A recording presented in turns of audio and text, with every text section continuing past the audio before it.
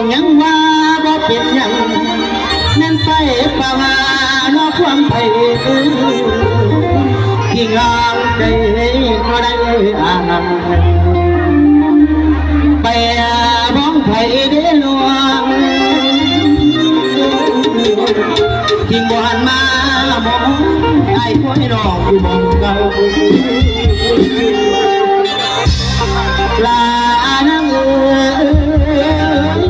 ยึดเห็นยึดเห็นหน้าตั้งแต่เจ้าเป็นแฟนเขา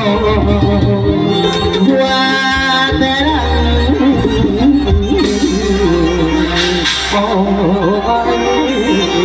คนงามสบายดีพี่น้องมาสุขสิ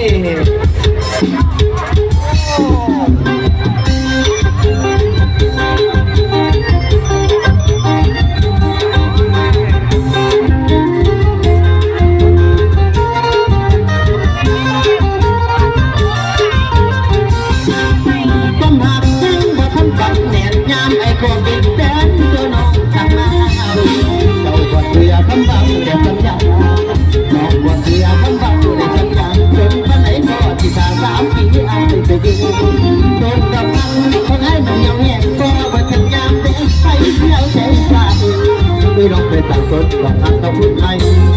ไม่ต้องไปสั่งต้นดอกอักตะพุ่นไม้ฟ้าให้ต้นดอกไม้ของอายมันเหี่ยวซา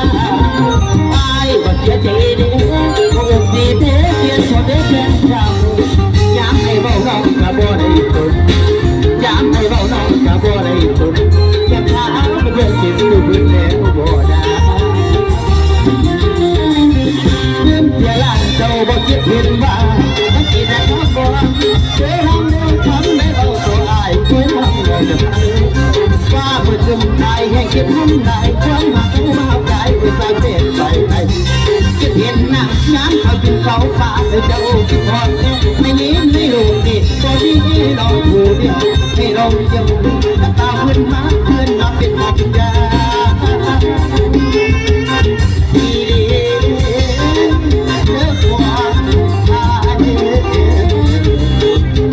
ผมกับแกคุณผู้ให้แล้วบ้านเดืออยู่ดีมีแรงไปรอ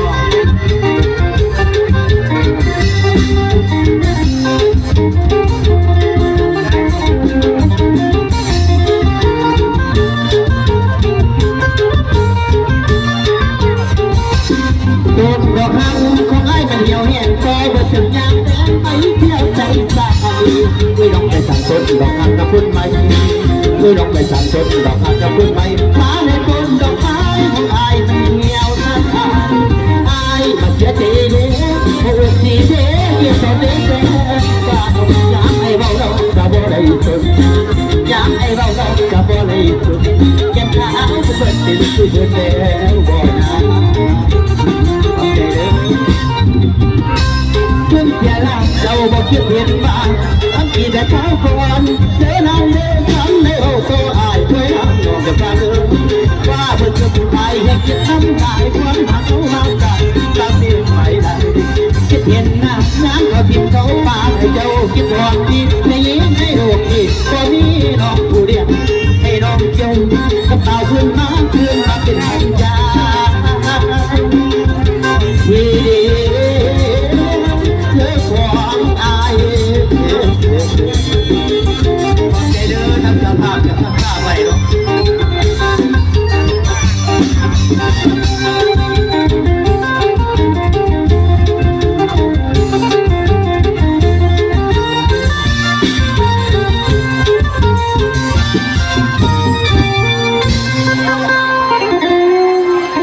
สบายดีพี่ดอกเนาะสู่คนนะมาดีฟังเพลงที่สองจากควายพันท้ายสบายดีกันต่อพี่น้องเนาะผู้ใดมักเนี่ยขอเสียงเลยขอบใจด้วยเด้อดูกันมา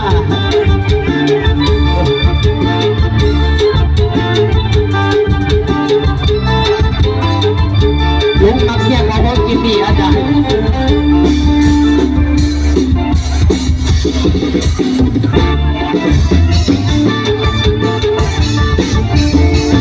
ผู้สาวเลย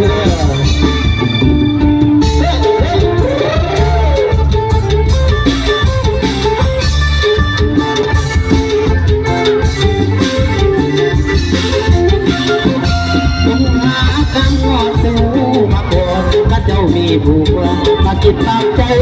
มาจนเมามัวว่าที่ทอนตัวเพื่อนที่บอกผู้สาวมีผัวแต่เป็นมุมใดก็สวยลาวันก็ใจสาเดือนเป็นขาจนสั่นเพื่อเก็บจันสงสารตามาอยากเข้าไปหาญาติคนเขาว่า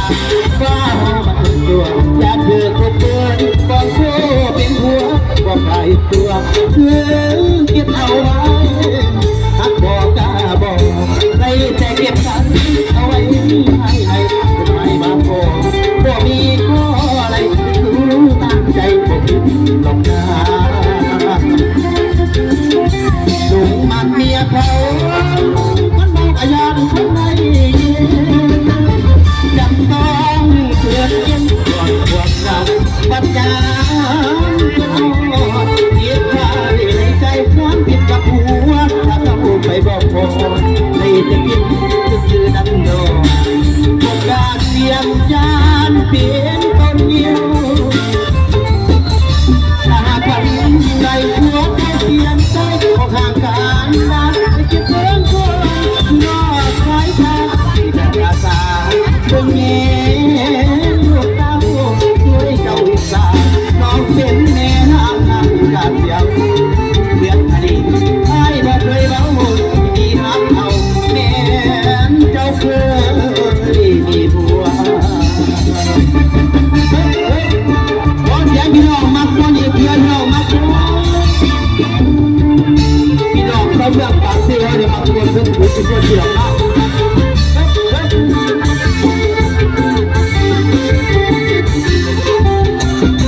ลุงมักเมียเขา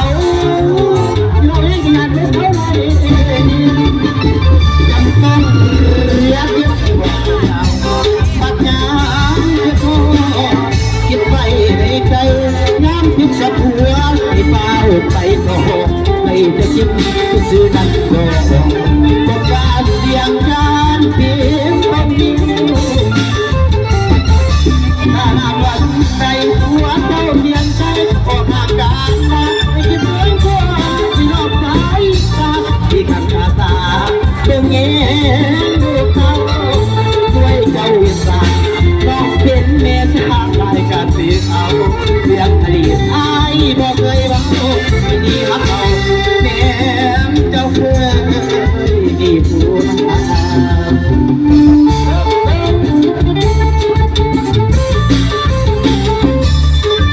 เกี่ยวกับที่ออกเรื่องสุขุสุขุจำเป็นต้อง